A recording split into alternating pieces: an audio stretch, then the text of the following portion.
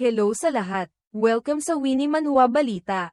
Ngayon, ipagpapatuloy natin ang susunod na bahagi ng seryeng The Heavenly Conquer. Inaanyayahan ko kayong lahat na subaybayan. Kasunod ng nakaraang bahagi, sinabi ni Chinyu, sa simula, gusto ko sanang bigyan kayo ng mabilis na kamatayan. Para hindi na kayo gaanong mahirapan. Pero sa nakikita ko ngayon, mukhang hindi nyo rin pala deserve kahit iyon.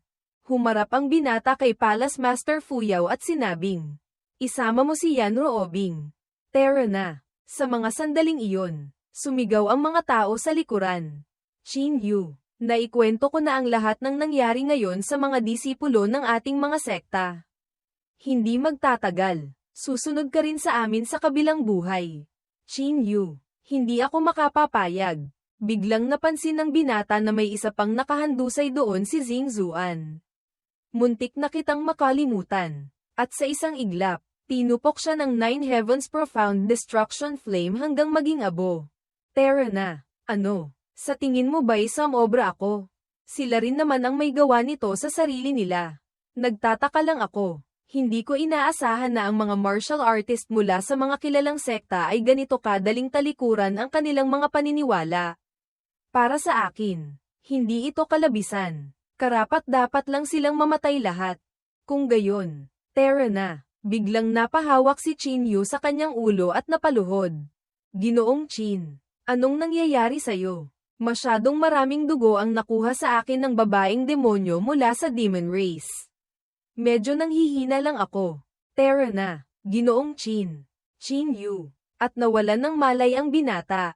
Samantala, sa Great Wilderness, nakauwi na rin ang babaeng may dalawang sungay, Ruoyu.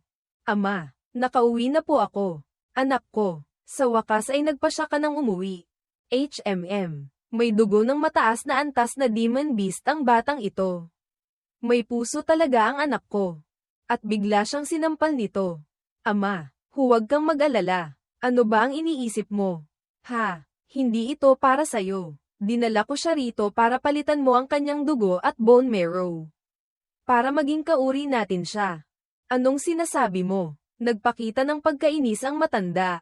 Nang makita ito, sumali na rin ang mga bantay at pinalibutan sila. Agad na sumigaw ang babaeng may dalawang sungay.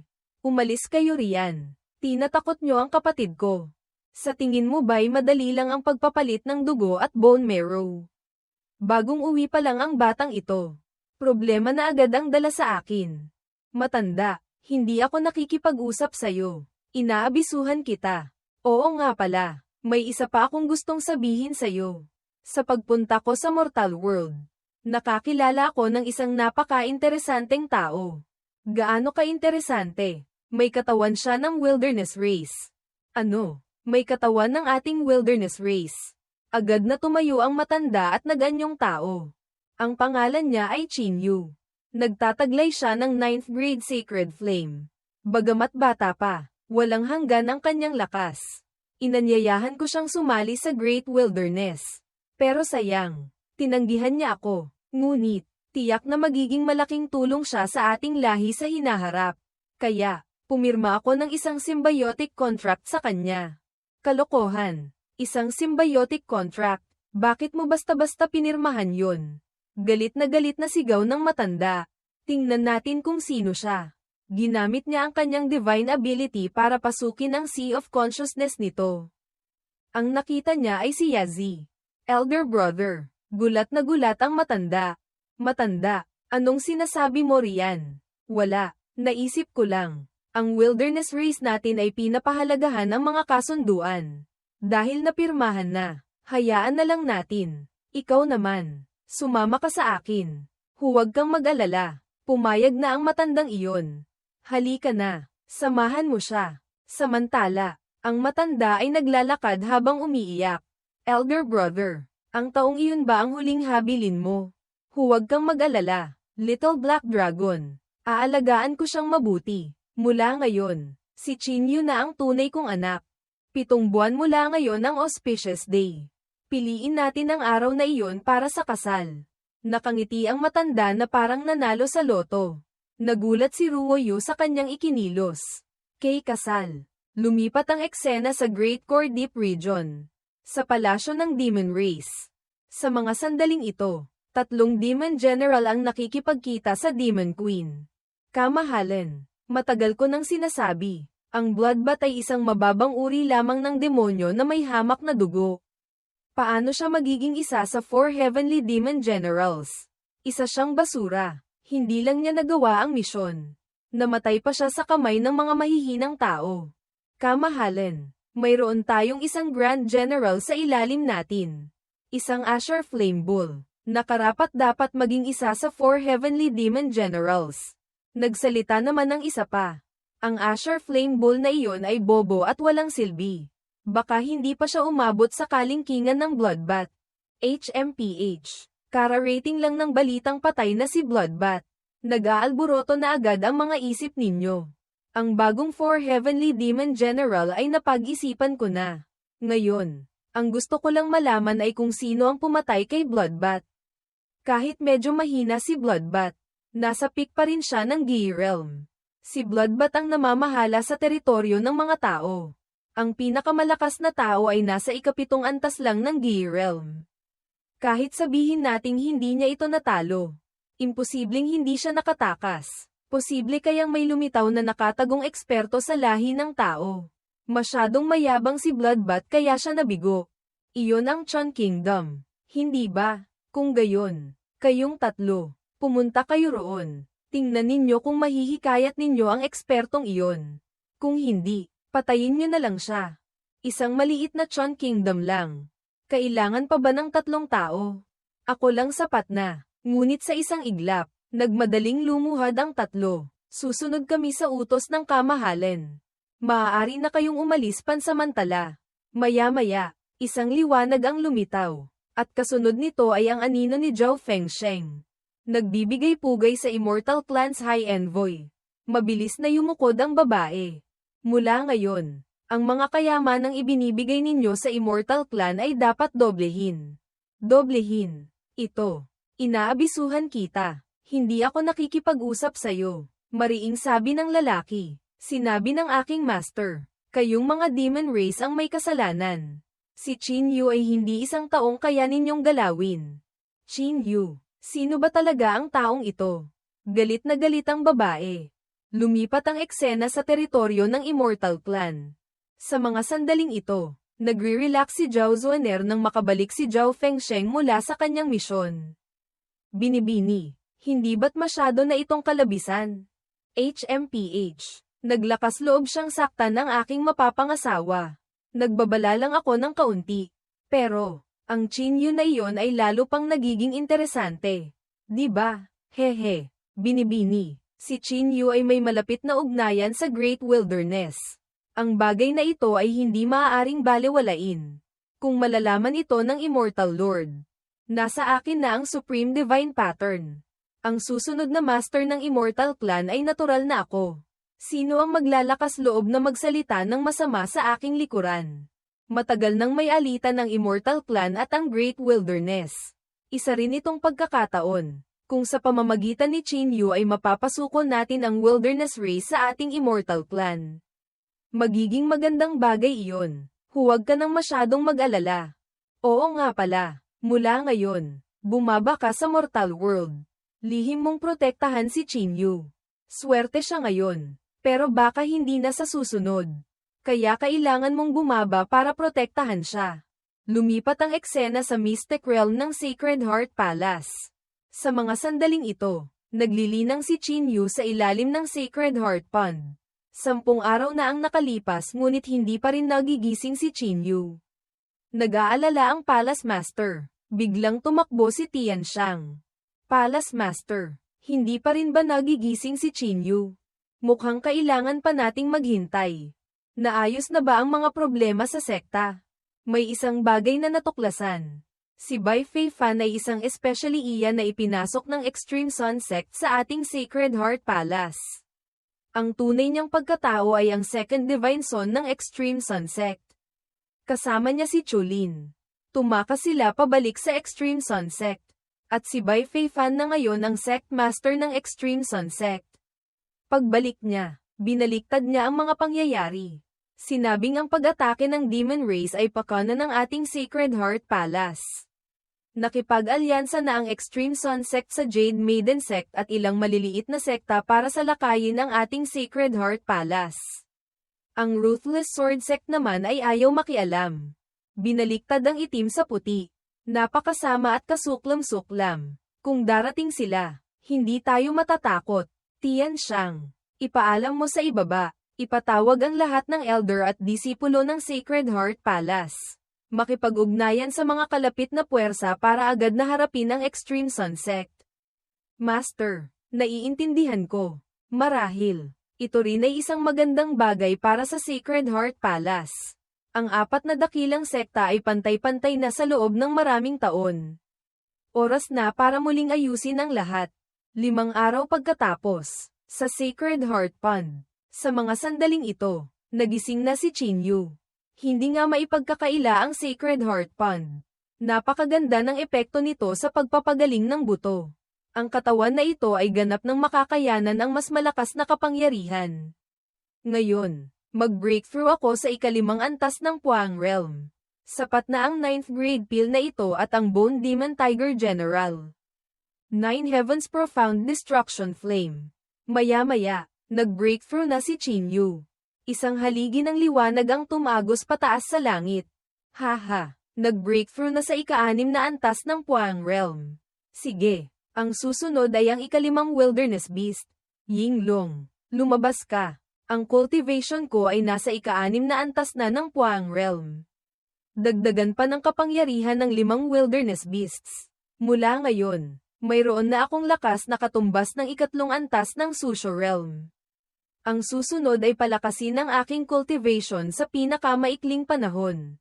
Mag-breakthrough sa peak ng Puang Realm para gisingin si Tao Tai. Basta't makuha ko si Tao Tai. Ang susunod kong cultivation ay sisirit na parang palaso. Biglang napansin ng binata, nako, naubos ang Sacred Heart Pond. Paano ko ito ipapaliwanag kay Palace Master Fuyao? At lumitaw ang Palace Master. Ano ito? Qin Yu, gising ka na pala. Ang Sacred Heart Pond ko. Malakas na sigaw ng Palace Master. Maya-maya, sa main hall ng Sacred Heart Palace, si Palace Master Fuyao ay parang naging bato sa sobrang gulat. Qin Yu, magaling ka na ba talaga? Ginoong Qin, kailangan mo pa bang magpahinga ng mas matagal? Bakit walang nagmamalasakit sa Sacred Heart Pond ko? Napabuntong hininga na lang ang Palace Master. Ganap na akong nakarecover. Tumataas pa nga ng 1 antas ang aking cultivation. Medyo nahihiya lang ako sa Sacred Heart Palace. Hindi ko ito ginusto, pero hindi ko hahayaang malugi ang Sacred Heart Palace. Kaya, itong 3 Heaven Rank Low-Grade Martial Arts Techniques na ito, ituring nyo na lang nakabayaran. Ano? Heaven Rank Martial Arts Techniques. Kahit gaano pa kahalaga ang Sacred Heart Pond, hindi ito may kukumpara rito. Qin Yu, masyado ka namang mapagbigay. Ahem. Qin Yu, masyado ka talagang mapagbigay. Hindi ko na rin kayang tanggihan ka pa. Sige na nga, pilit ko na lang tatanggapin. Maya-maya, pumasok ang ama ni Tian Siyang. Qin Yu, gising ka na pala. Mukhang maganda ang iyong paggaling. Maraming salamat sa inyong pag-aalala. Senior Leng, Palace Master, handa na ang lahat. Maaari na tayong makipaglaban hanggang kamatayan sa Extreme Sun Sect at Jade Maiden Sect anumang oras. Pero hindi ko alam kung anong paraan ang ginamit ng Extreme Sun Sect para mahikayat ang tulong ni Old Devil Yinshan. Si Old Devil Yinshan ay nagsaklod na ng mahigit 10 taon at hindi pa lumalabas. Kakaiba ang personalidad ng taong ito. Nakatuon lang sa paglilinang. Paano siya nahikayat ng Extreme Sun Sect? Sino si Old Devil Yinshan? Si Old Devil Yinshan ay isang rogue cultivator. Walang nakakaalam ng kanyang pinagmulan. 40 taon na ang nakalipas. Lumabas siya mula sa Yin Mountain. Ang kanyang cultivation ay nakakagimbal. Noong mga panahong iyon, nasa unang antas na siya ng Susho Realm. Bagamat bata pa ako noon, kasama ko ang aking master nang makipagkita kami sa kanya. Sa pagkakataong iyon, isang galaw lang niya, natalo na niya ang aking master. Hindi lang iyon, Hinamon din ni Old Devil Yin siya ng 4 na dakilang sekta. Isang galaw lang, natalo niya ang mga sect master ng Extreme Sun Sect, Ruthless Sword Sect, at Jade Maiden Sect. Ganoon pala, si Palace Master Fu Yao pala ay mahigit 50 taong gulang na, biro ni Qin Yu. Ako, 40 mahigit pa lang ako. Pagkatapos ng labanang iyon, mag-isang pumasok si Old Devil Yin Shan sa Great Wilderness. Bagamat bumalik siyang sugatan, tila nakatagpo siya ng malalaking oportunidad. Pagkatapos noon, walang tigil siyang humamon sa mga sekta sa Chun Kingdom at hindi pa natatalo. Sa huli, kinailangan ng ating Sacred Heart Palace na imbitahan ng Grand Elder para matalo siya. Pagkatapos ng labanang iyon, bumalik si Old Devil Yin Shan sa Yin Mountain at nagtuon sa paglilinang. 40 taon na siyang hindi lumalabas. Sa nakaraang buhay ko, narinig ko na ang tungkol kay Old Devil Yin Shan, naisip ni Qin Yu. Isa siyang modelong cultivator. Sa kanyang mundo, walang tama o mali, mabuti o masama, tanging walang tigil na paglilinang at pagpapataas ng sariling cultivation. At handa siyang magbayad ng anumang halaga. Tiyak na may inialok ang Extreme Sun Sect na hindi niya matatanggihan. Kung gayon, dapat din nating imbitahan muli ang Grand Elder. Hindi. Ang Grand Elder ay nakasaklod na ng ilang dekada. Sa ngayon, wala tayong paraan para gisingin siya. Biglang tumakbo papasok ang isang elder para magulat. Sect Master, may mga tao mula sa Ruthless Sword Sect na dumating. Papasukin sila. Si Chu Hanyi pala. Binibining Tian Shang. Matagal na tayong hindi nagkita. Ngayon, sumapi na ako sa Ruthless Sword Sect. Nagbibigay pugay kay Palace Master Fu Yao. Nagbibigay pugay sa mga elder. Ginoong Qin, matagal na tayong hindi nagkita. Palace Master Fu Yao, narito si Hanyi ngayon para ipakita ang katapatan ng Ruthless Sword Sect. Ang aming Ruthless Sword Sect ay handang tumulong sa Sacred Heart Palace para harapin ang Extreme Sun Sect at Jade Maiden Sect. Ano ang kondisyon? Pagkatapos ng lahat, maaari ba naming hiramin sandali si Ginoong Qin? Hiramin si Qin Yu. Oo, kailangan ng Ruthless Sword Sect ang 9th grade Sacred Flame ni Ginoong Qin ng sandali. Ito ang aming kondisyon. Qin Yu, bagamat pumasok ka na sa aking Sacred Heart Palace para maglinang, wala akong karapatang magpasya sa bagay na ito. Ang pagtugon o hindi ay nakasalalay sa'yo. Sige, pumapayag ako, sagot ni Qin Yu. Kung gayon, maraming salamat, Ginoong Qin. Tuwang-tuwa ang babae. Palace Master Fu Yao, dahil pumayag na, mula ngayon ay magkaalyado na tayo. Kung kailan tayo susugod, lahat ay susunod sa Palace Master. Mabuti, malapit na ang malaking labanan. Sa tulong ng Ruthless Sword Sect, kahit pa naimbitahan ng Extreme Sun Sect si Old Devil Yin Shan, hindi pa rin tiyak na mananalo sila.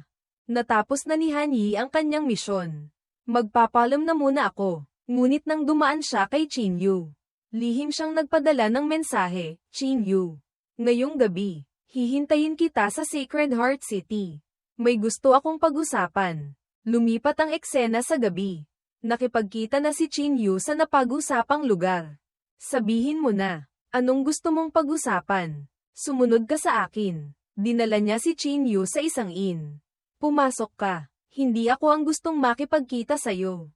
Pero huwag kang mag-alala, hindi ka niya sasaktan. Sino ba talaga? Binuksan ni Qin Yu ang pinto at pumasok. Nakadating ka na pala, anak. Isang may edad na babae ang nagsalita. Ikaw, si Tita Xiao. Ikaw at si siya, magkamukhang magkamukha kayo. Ang inyong lingkod, Qin Yu, nagbibigay pugay kay Tita Xiao. Mabuti, mabuti. Nakikilala mo pa rin pala ako. Kami ng iyong ama ay magkababata. Sayang lang at nagbago ang lahat. Ang Qin family, nagdanas ng ganitong trahedya. Qiner, alam na ni tita ang lahat. Tiyak na ipagmamalaki ka ng iyong ama sa kabilang buhay. Tita Xiao, makakaasa po kayo. Hinding-hindi ko bibiguin o ipapahiya ang Qin family. Mabuti, may determinasyon ka. Oo nga pala, Qiner. Kaya kita kinausap ngayon ay dahil may gusto akong sabihin sa'yo. Ano po iyon? Huwag kang magtitiwala sa Ruthless Sword Sect. Sa labas, Mukhang pumapayag silang tulungan ang Sacred Heart Palace. Pero sa katotohanan, may iba silang binabalak. Matagal nang may kasunduan ang Ruthless Sword Sect sa dalawang sekta. Sa kritikal na sandali, tatraidorin nila ang Sacred Heart Palace. Ito, talagang bagay sa estilo ng Ruthless Sword Sect. Di ba? Akala nila perpekto ang kanilang plano. Pero nahalata ko na. Pero huwag kang mag-alala, anak. Ang aking Ice Soul Sect, bagamat maliit, ay mayroon ding isang misteryosong lakas. Sa tamang panahon, tutulungan kitang pigilan ng Ruthless Sword Sect. Chiner, ito ay isang maliit na regalo mula kay tita. Sa loob nito ay may isang 9 Revolutions Heart Pill. Maaaring makatulong ito sa'yo kahit kaunti. Pero ang mas mahalaga ay ang War God Lance's Spear Soul. War God Lance's Spear Soul. Sa katunayan, nang dumanas ng malaking pagsubok ang Qin family, hindi magandang bagay na ibigay sa'yo ang Spear Soul. Kung hindi mabilis na tumaas ang iyong cultivation, hindi ko rin ito ibibigay sa'yo. Pero ngayon, naniniwala akong sapat na ang iyong lakas para kontrolin ito. Nasa kamay pala ni Tita Xiao ang War God Spear Soul. Noong nakaraang buhay, pagbalik ko mula sa Great Wilderness, wala akong nahanap, kaya lalo kong inisip na ang Spear Soul ay matagal nang sumama sa aking ama at lolo. Noong nakaraang buhay, pagbalik ko mula sa Great Wilderness, namatay si Tita Xiao sa pag-atake ng Demon Race. Chiner, mapanganib ang mundo, puno ng panlilinlang ang mga tao. Kahit na ang isang matapang na tao tulad ng iyong ama, na nakatayo ng matatag sa lupa, ay namatay pa rin dahil sa mga maruruming pakana. Bagamat nagkaroon ka ng malaking oportunidad, huwag mong pababayaan ang iyong pag-iingat. Ikaw na lang ang natitirang dugo ng ating lahi. Tita Xiao, huwag po kayong mag-alala. Tiyak na walang mangyayaring masama sa akin. Hindi lang iyon. Darating ang araw na gagawin kong tanyag ang pangalan ng Qin family sa buong mundo. Mabuti, mabuti. Kung ganyan ang iyong determinasyon, panatag na ako. Ang nangyari ngayon, huwag mong sasabihin kahit kanino. Bilisan mong i-refine ang War God Spear Soul. Sa ganoong paraan, malaki ang maitutulong nito sa iyo sa susunod na labanan. Opo, magpapalam na po muna si Chiner. Tita Xiao, mag-iingat po kayo. Ang pagpigil sa Ruthless Sword Sect ay maliit na bagay lang. Ang kaligtasan ninyo ang pinakamahalaga. Kung mapapahamak kayo, unahin ninyong tiyakin ang inyong kaligtasan. Huwag kang mag-alala. Hindi hahayaan ni tita na may mangyari sa kanya. Mauna ka nang umuwi. Sige po, mauuna na ako. Bumalik ka na lang mag-isa sa Sacred Heart Palace. Hindi na kita ihahatid, sabi ni Chu Hanyi. Sige, mauuna na ako. At agad na tumalikod ang binata. Iniwan ang babae na galit na galit. Ang tandang ito, dirdiretso lang talaga siyang umalis. Lumipat ang eksena sa Sacred Heart Pond. Kinuha ni Qin Yu ang storage ring. Ang War God Lance's Spear Soul. Isang haligi ng liwanag ang tumagos pataas sa langit. Napakalakas ng fighting spirit. Napakalakas ng killing intent. Hindi nga maipagkakaila ang War God Lance's Spear Soul ng aming Qin family. Pagkatapos, nagtipon ng liwanag at isang malaking nilalang na parang tao ang lumitaw. Lahat ng bagay ay may kaluluwa. Ang mga sandata at fabaw, magic treasures, ay walang pinagkaiba. Ang tinatawag na weapon spirit ay ang sariling kalooban na nabubuo mula sa pagkakaisa ng puso't isip sa pagitan ng sandata at ng may-ari. Sa mundong ito, napakakaunti ng mga sandata ng mortal na nakakagawa ng weapon spirit. At ang weapon spirit na maaaring sumanib sa sandata ay lalo pang bihira. Noong bata pa ako, narinig ko rin itong sinabi ng aking ama. Ang War God Lance ng Qin family ay mayroon ding spear spirit. Sa nakaraang buhay ko, minsan ko lang itong nakita. Biglang nagsalita ang anino, mga inapo ng Qin family. Paano itinayo ng lahi ng tao ang langit at lupa? Sa pamamagitan ng katatagan at buong pusong dedikasyon. Paano itinayo ng Qin family ang langit at lupa? Ang buong Qin family ay may dangal at determinasyon. Hindi natatakot magbuwis ng dugo. Ang mga inapo ng Qin family ay handang mamatay para sa dakilang layunin ng lahi ng tao. Determinadong pigilan ng demon race at protektahan ang kapayapaan ng mundo. Mabuti. Mabuti. Magaling ang sinabi ng inapo ng Qin family. Pero para magamit mo ako, tingnan muna natin ang iyong kakayahan. Alam kong hindi magiging madali ang pagpapasuko sa'yo. Kung gayon, laban na. Hinugot ni Qin Yu ang War God Lance. At sumugod sila sa isa't isa. Pareho nilang ginamit ang unang anyo ng Nine Heavens Divine Thunder Lance. Ang pagbangga ng dalawang atake ay lumikha ng isang malaking pagsabog. Pagkatapos, sabay nilang ginamit ang ikalawang anyo. Ngunit tabla pa rin. Kaya ginamit nila ang ikatlong anyo. Ang Nine Heavens Divine Thunder Lance Divine Ghost. Sa mga sandaling ito, nahuli siya ng braso ni Yazi. Isang malakas na suntok ang pinakawalan ni Qin Yu sa kanya. Ngunit sa isang mabilis na pag-ikot ng sibat, madali siyang nakawala, parang kidlat. Nakalibot siya sa likuran ni Qin Yu at inatake ito ng sibat. Ang taong ito, hindi ka man lang nasaktan. Ako ang Spear Soul. Isang sulyap lang. Nababasa ko na ang lahat ng iyong galaw. Kung gusto mo akong talunin, payo ko sa'yo, sumuko ka na. Hindi ka karapat-dapat. Huwag kang magmadali. Kanina, sinusubukan lang kita. Ang pinakamaganda ay nasa huli pa. At nagpakawala si Qin Yu ng sunod-sunod na atake ng sibat patungo sa kanya. HMPH. Walang pag-unlad. Nagpakawala rin siya ng sunod-sunod na atake bilang ganti. Ngunit hindi niya inaasahan na ang galaw na ito ay pain lang pala. Sinamantala ni Qin Yu ang pagkakataon. Mabilis na sumugod at sinuntok siya ng diretso sa mukha. Napatalsik siya sa malayo. Ikaw, nandaya ka. Halata ang pagkainis nito. Bakit ang dami mong pakulo? Ha? Kung sa tingin mo'y hindi ako karapat-dapat manalo.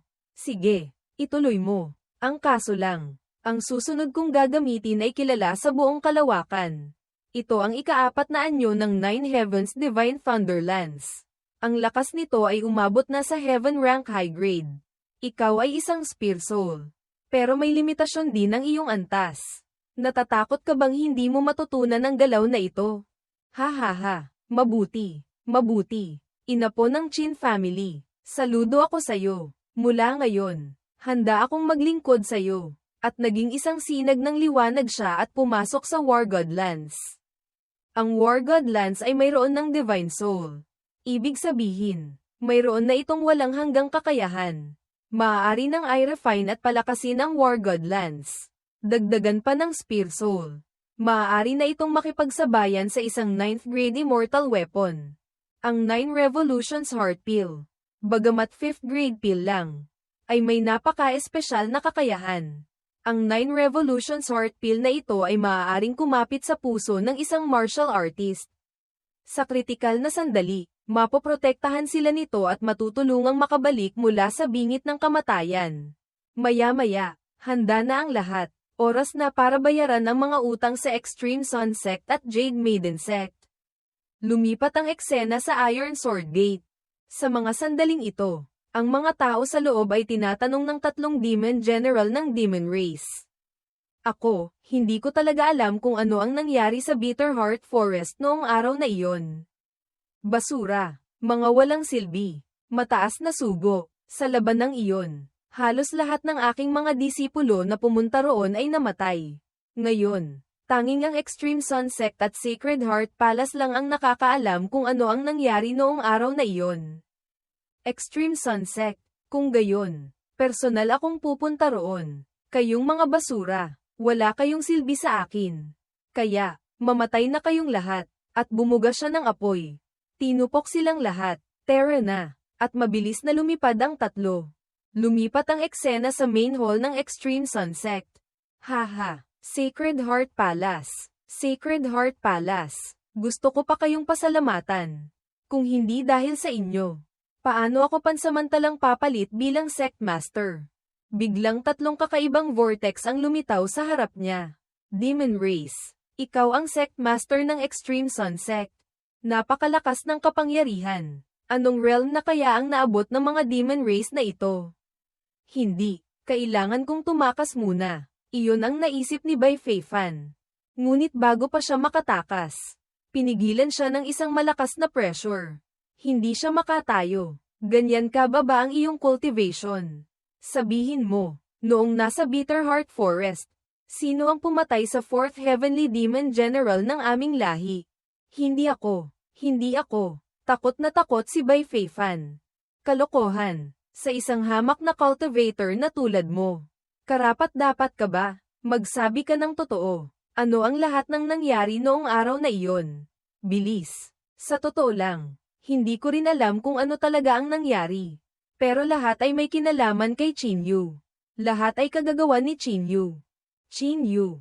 Hindi ko pa narinig ang pangalang iyan. Hindi ko inaasahan na may lilito na bagong Pikgi Realm expert sa Chun Kingdom. Si Q Qin Yu, nasa Puang Realm pa lang. Nauutal na sabi ni Bai Feifan. Anong sinasabi mo? Pinaglalaroan niyo ba kami, mga tao? Lahat ng sinasabi ko ay totoo. Ang Qin Yu na iyon ay nasa Puang Realm pa lang. Noong araw na iyon, pinatay ng Demon General ang lahat ng tao sa Bitterheart Forest. Pero bigla siyang nakaramdam ng matinding sakit. Tapos nagliyab ang buong katawan niya. Ako, hindi ko rin alam kung anong paraan ang ginamit ni Qin Yu. Sa itsura niya, mukhang hindi siya nagsisinungaling. Kahit pa ang isang Puang Realm ay may divine talent. Imposible pa ring mapatay niya ang ating 4th Heavenly Demon General. O baka naman, si Qin Yu ay isang papel lang. May mas mataas na tao sa likod niya. Pero ano man ang mangyari, basta't mahanap natin ang Qin Yu na iyon. Malilinawan ang lahat. Ikaw naman, basta't mapanatili mo ang iyong buhay. Handa akong maglingkod ng buong katapatan sa inyong tatlo hanggang sa katapusan ng aking buhay. Kung lahat kayong mga tao ay kasing sunurin niyan, hindi na kailangang mag-alala ng ating lahi na hindi magtatagumpay. Hayaan siyang mabuhay. Baka may pakinabang pa sa taong ito. At nagpadala siya ng isang daloy ng Ling Qi, spiritual energy, sa katawan ni Bai Feifan. Mula ngayon, ikaw ay kabilang na sa aming demon race. Tara na. At naglaho ang tatlo. Haha, nag-breakthrough pala ako. Ganoon lang pala kadali magkaroon ng lakas. Haha, hindi ko alam kung anong paraan ang ginamit ni Qin Yu para patayin ang Demon General. Pero sa pagkakataong ito, gaano man kalupit ang iyong mga pamamaraan, hindi ako naniniwalang kaya mong harapin ang tatlong Demon General. Kapag namatay na ang Qin Yu na iyon, paano lalaban sa akin ang Sacred Heart Palace? Ang Sacred Heart Palace ay nakatakda ng mapasa akin. Haha. Mga tauhan, iparating ang aking utos. Tipunin ang lahat ng tao at kabayo. Palibutan ng Sacred Heart Palace. Ipadala ang mensahe sa mga alyado. Umalis agad. Lumipat ang eksena sa training ground ng Sacred Heart Palace. Sa mga sandaling ito, nakikipaglaban si Qin Yu kina Tian Shang at Yetong. Ano? Sisuko na kayo. Qin Yu, hindi ko maintindihan kung bakit ka napakalakas. Parang pagkatapos ng bawat laban, nagagawa mong mag-breakthrough. Hay, mukhang sa buhay na ito. Hindi ko na talaga masusundan si Ginoong Qin, napabuntong hininga si Tian Shang. Ang talento ninyong bawat isa ay hindi masama, basta't magsisikap kayo sa paglilinang. Tiyak na uunlad kayo sa hinaharap. Minsan, iniisip ko, hindi ka isang binatang bata. Ang paraan mo ng pagtuturo ay parang sa isang matanda na. Haha, napakamot ng ulo si Qin Yu at ngumiti. Biglang may tumakbong tao. Ginoong Qin, banal na birhen, Senior Sister Ye. Pinapatawag kayo ng Palace Master. Dahil ba sa mga kilos ng Extreme Sun Sect? Opo, nagsimula ng kumilos ang Extreme Sun Sect. Ang sandaling ito, sa wakas ay dumating na rin. Tara na. Maya-maya, nagtipon na ang lahat. Mukhang kumpleto na ang lahat. Ayon sa mga especially iya, umalis na ang Extreme Sun Sect. Pinakamatagal na 3 araw. Darating na sila sa ating Sacred Heart Palace. Pagkatapos ng 3 araw, iyon na ang ating huling labanan. Elder Leng, kumusta na ang mga paghahanda? Nagsimula na rin kumilos ang ating mga alyado. Sa pagkakataong ito, dapat nating tiyakin na ang Extreme Sun Sect ay may papunta pero walang pabalik. Pati na rin ang Jade Maiden Sect. Napakagaling. Sisiguraduhin kong ang Jade Maiden Sect ay mabuburn ng tuluyan. Biglang may humahangos na pumasok. Masama, masama, Palace Master, masama. Ano man ang nangyari, huminahon ka at sabihin. Ang mga malalaking sekta sa alyansa ay nagpadala ng mensahe. Sinasabing gusto nilang umalis sa alyansa. HMPH. Talagang kung saan ang hangin. Doon umiihip.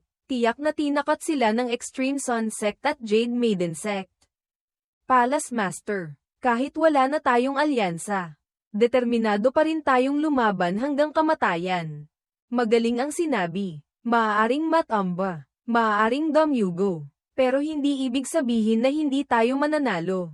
Tama, ang ating Sacred Heart Palace ay hindi kailanman matatakot. Mga elder, nakasalalay sa inyo ang lahat. Opo. Sabay-sabay na sagot ng mga tao. Natapos ang pulong. Umalis na rin sina Chinyu. Lahat ng lugar sa Sacred Heart Palace ay mahigpit na binabantayan. Seryoso ang mukha ng lahat. Nang makita ito, nagsalita si Chinyu. Hindi kailangang masyadong tensyonado. Tiyak na mananalo tayo sa laban na ito. Huwag kayong mag-alala. Mag-a-update ako ng susunod na bahagi sa lalong madaling panahon. Salamat sa lahat sa inyong panonood at pagsuporta sa Winnie Manhua Balita.